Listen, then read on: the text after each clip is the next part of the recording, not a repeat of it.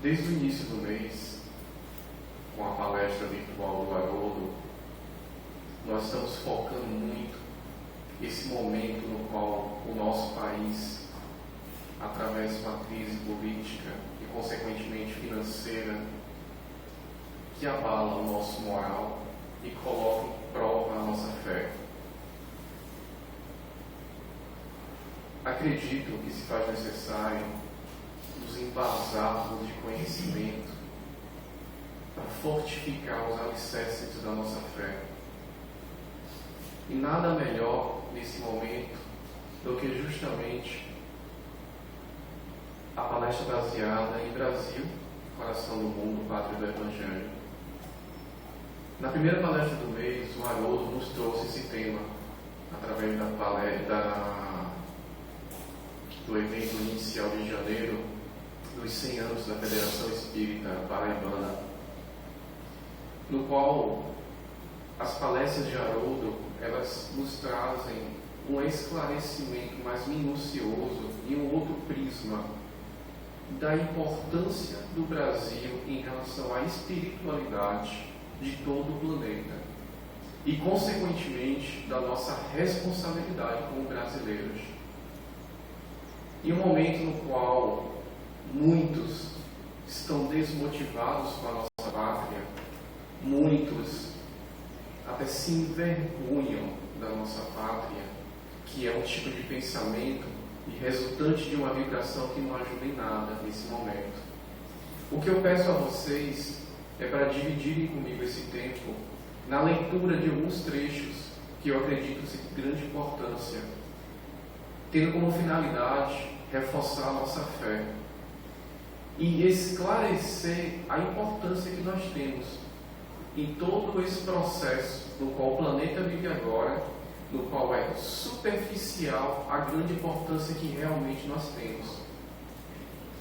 Esse livro ele foi escrito em 1938, psicografado por Chico Xavier, pouco antes da Segunda Guerra Mundial.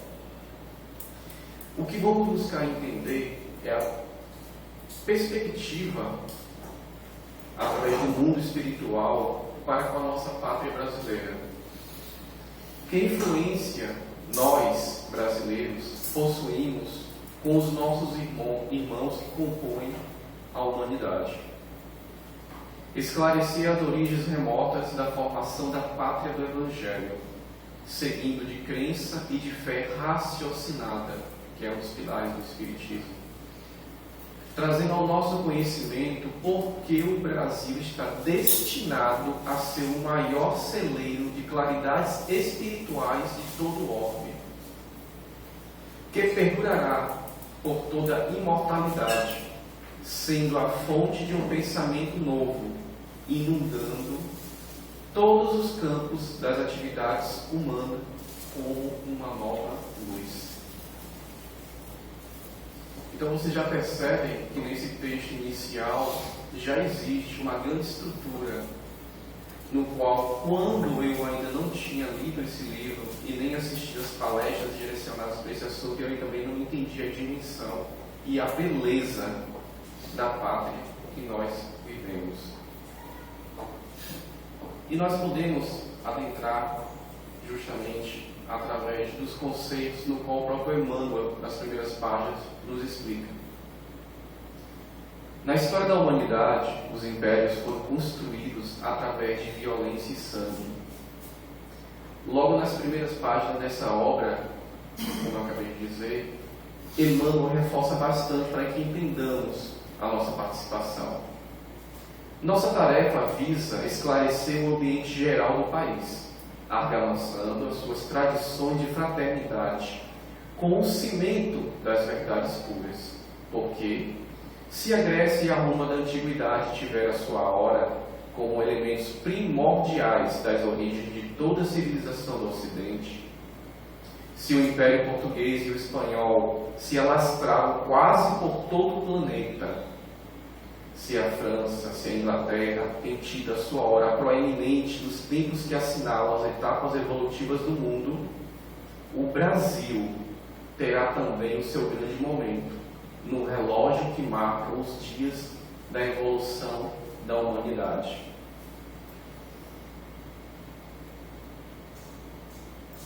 Por esse motivo, que o nosso país é o celeiro espiritual do mundo.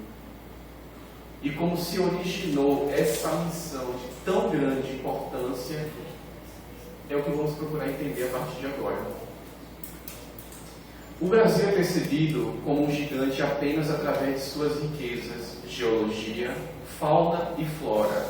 E Humberto de Campos nos traz uma reflexão onde o Brasil, ainda hoje, posso dizer ainda hoje, não é percebido por sua riqueza espiritual, por seu coração evangélico, em cujas estradas cheias de esperança, luta, sonhos e trabalho de um povo fraternal e generoso.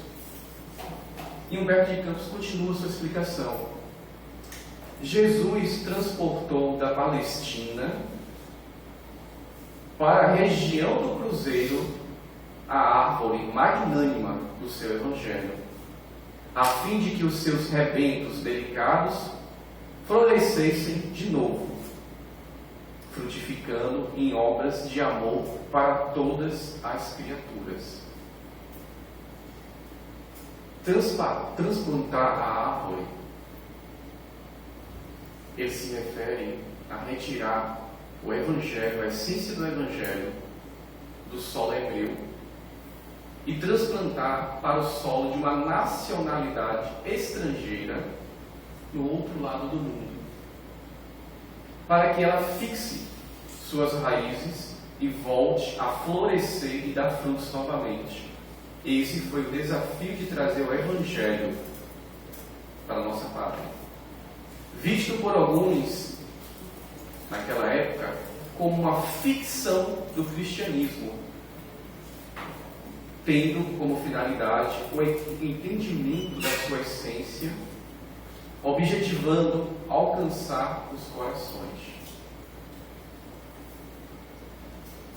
E de onde surgiu as raízes dessa árvore que Humberto de Campos menciona?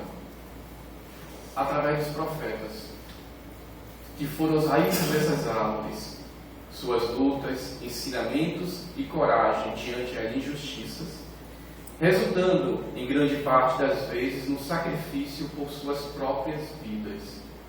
Nós sabemos que grande parte dos profetas, eles custaram suas próprias vidas em pregação ao princípio básico das doutrinas que foram consolidadas através de Jesus, abrindo um caminho para a vinda de Jesus e para desabrochar desta árvore onde os frutos são destinados aos brandos que promovem o crescimento do seu próximo. E vamos continuar. No século XIV, época no final das Cruzadas, onde o mundo cristão está mergulhado nas sombras da idade medieval, Jesus, em uma de suas visitas periódicas à Terra, visando observar o desenvolvimento da sua doutrina e seus exemplos no coração dos homens, observa que o planeta terreno lhe apresentava ainda aquelas mesmas veredas escuras, cheias de lama da impertinência e do orgulho, das criaturas humanas e repletas dos espinhos da ingratidão e do egoísmo. Esse trecho se refere justamente logo após a passagem de Jesus ao nosso orbe. Ele frequentemente faz visitas aos planetas no qual ele é responsável, verificando a evolução e o desenvolvimento da humanidade. E essa foi a primeira vinda dele depois da crucificação.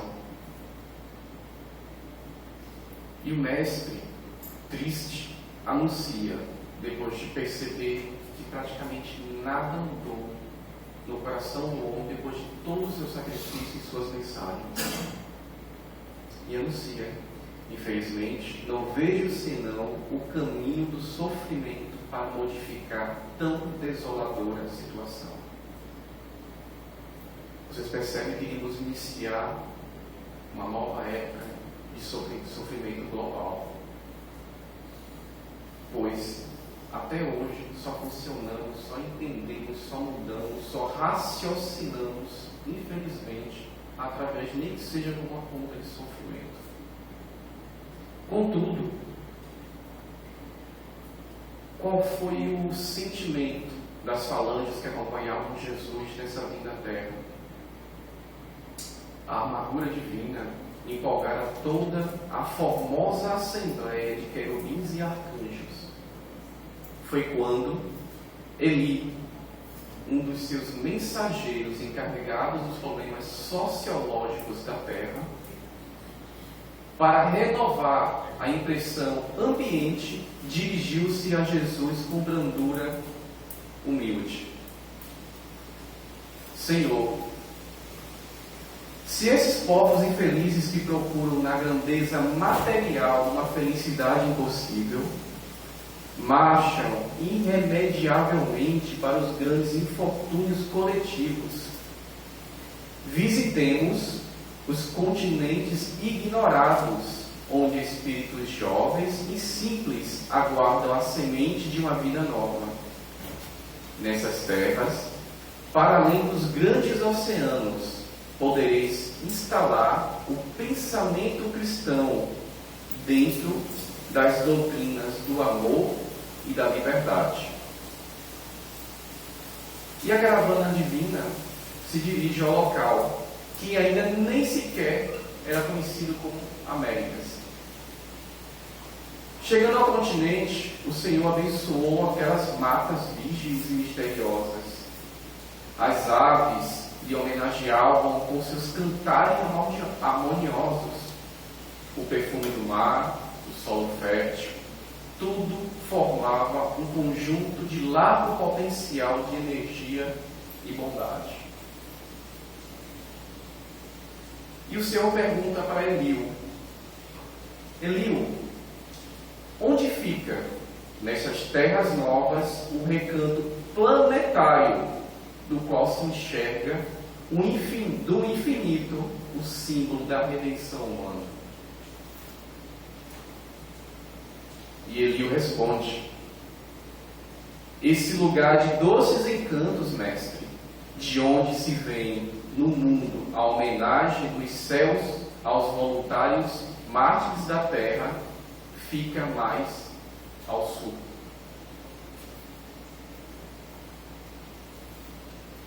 E chegando a esse lugar, quando no seio da paisagem repleta de aromas e de melodias, contemplavam as almas santificadas dos homens felizes, na presença do Cordeiro, as maravilhas daquela terra nova, que seria mais tarde o Brasil, desenhou-se no firmamento, formado de estrelas rutilantes, no jardim das constelações de Deus, o mais imponente de todos os símbolos.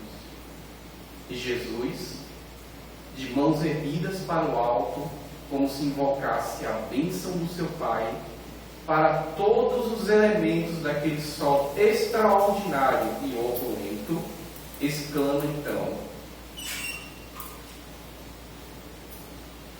para esta terra maravilhosa e bendita será transplantada a árvore do meu evangelho de piedade e de amor. No seu solo dadivoso e fertilíssimo, todos os povos da terra aprenderão a lei da fraternidade universal. Sob esses céus serão entoados as hossanas mais ternas de misericórdia do Pai Celestial. E Jesus continua: tu, Eliú, te corporificarás na terra. Nós conhecemos ele como Emílio de Salles. Instituirá um roteiro de coragem para que sejam transportadas as imensidades desse oceano perigoso e solitário que separa o velho do novo mundo. É quando ele cria a escola naval, onde são formados lá Cristóvão Colombo e todos os exploradores dessa época. Instalaremos aqui uma tenda de trabalho para a nação mais humilde da Europa, glorificando os seus esforços na oficina de Deus. Esse projeto, que iniciou totalmente no plano espiritual e deu continuidade ao plano carnal, paralelamente, nesse período, essa informação foi graças à palestra de Haroldo, foi fundada uma colônia espiritual em forma de estrela de Davi, que nós conhecemos como nosso lar. Parte dos ministros dessas caravanas foram os fundadores da colônia espiritual que iria nos assistir. E a gente começa a entender os links de tudo como está sendo feito. E continuamos.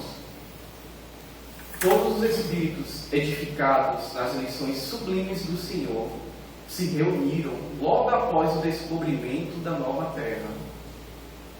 Uma alegria paradisíaca reinava em todas as almas que comemoravam o advento da pátria do Evangelho, quando se fez presente na Assembleia Augusta a figura misericordiosa do Cordeiro.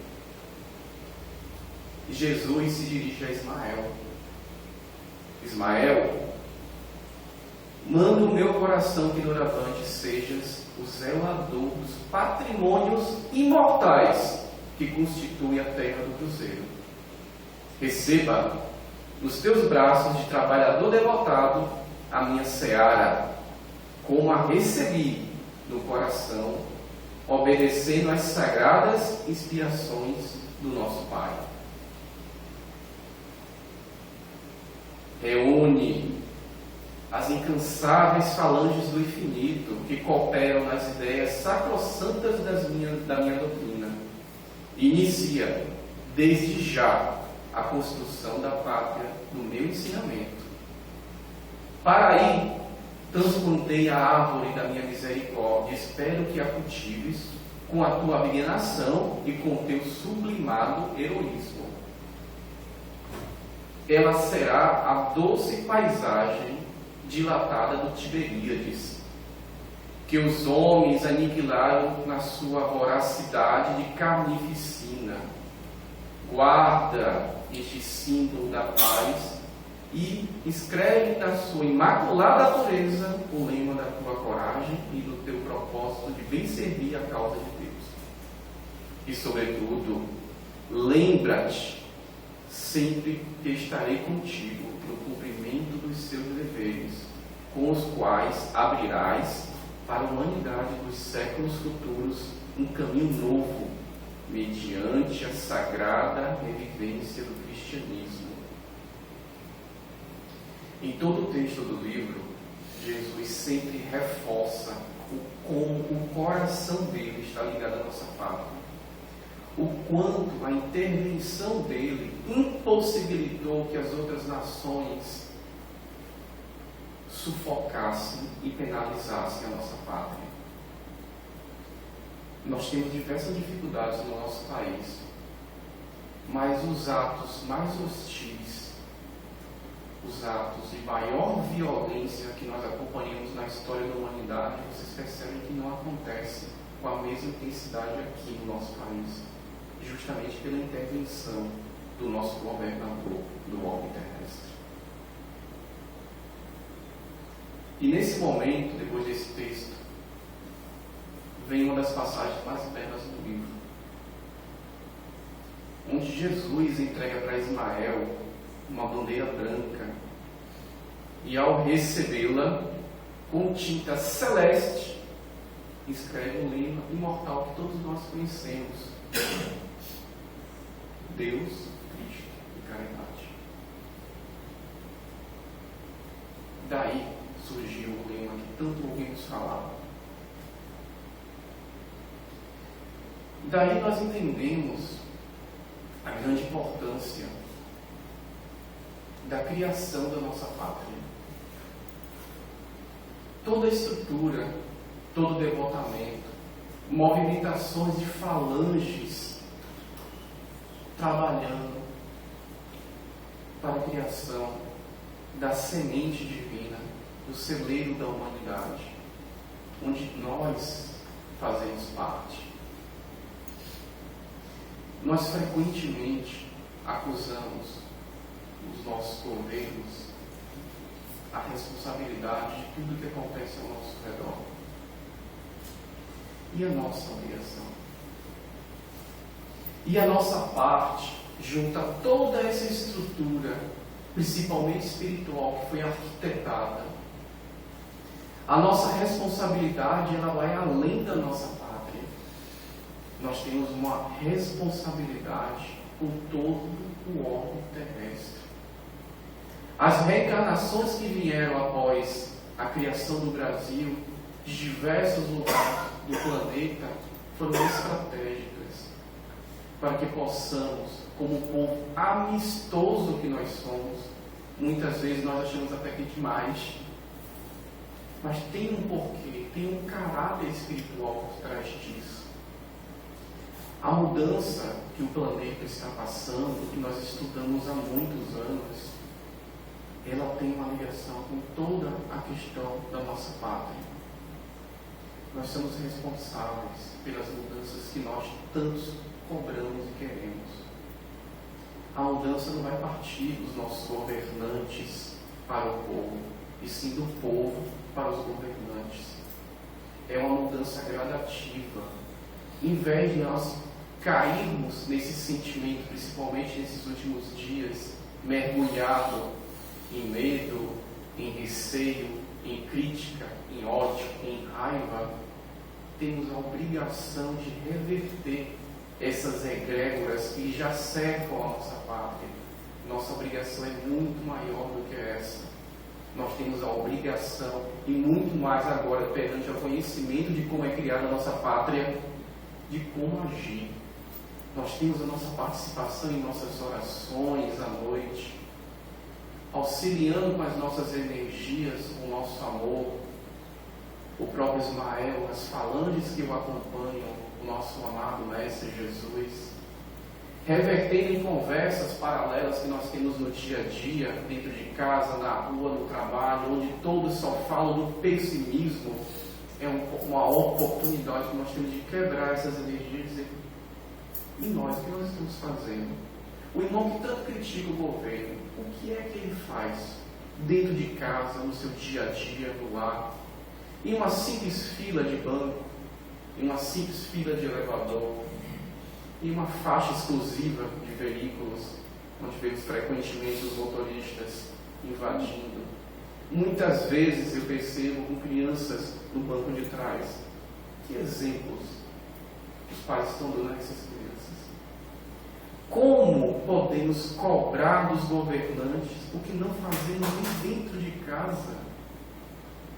Só porque a proporção do meu erro é menor, eu sou isento de punição? É isso que eu ensino, é isso que eu acredito? E fica a reflexão para todos nós. Diante do nosso compromisso com a nossa pátria espiritual, diante do compromisso, principalmente de nós espíritas, que não podemos mais simplesmente informar que nós não sabemos nem conhecíamos, o que podemos fazer para contribuir com a pátria do Evangelho? Nós sabemos. É a mudança de atitude, é a mudança de pensamento e comportamento. Nós somos exemplos, nós somos vistos e principalmente somos cobrados. O livro, ele tem muito mais a ensinar. São poucas páginas de muito conhecimento, inclusive de como se iniciou o Espiritismo. Muitos espíritas sempre procuram saber, no Brasil, como surgiu o Espiritismo. O livro nos traz a informação. O livro nos traz a preocupação do Mestre Jesus em relação à unificação do Espiritismo, para ele caminhar com uma só bandeira, deixando as características pessoais de lado e todos caminhando em busca de um só caminho. Porque antes da criação da pátria do Evangelho, já se sabia que através da semente aqui germinada, a doutrina propagada ia trazer justamente pessoas que vivenciariam o Espiritismo através dos ensinamentos do Evangelho. Então eu convido a todos vocês a essa reflexão. Convido à leitura tão rápida e tão preciosa, no qual vocês podem adquirir o livro em qualquer biblioteca espírita ou baixar o livro e ler. Lembrando que todo livro espírita, mesmo que se baixe em PDF, leia, a beleza é posteriormente você comprar o livro e presentear alguém, para você compartilhar esse conhecimento que geralmente toca o nosso coração. Então, meus irmãos, eu agradeço a oportunidade, mais uma vez, de compartilhar conhecimento com vocês, no qual me emocionou bastante.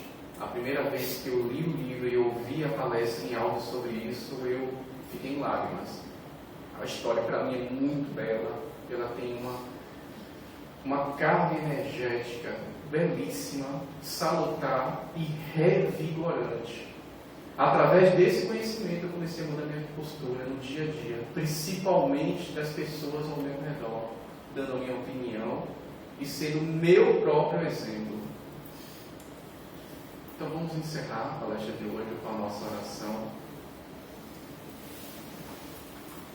Para não prolongar mais, eu vou mesmo dar continuidade.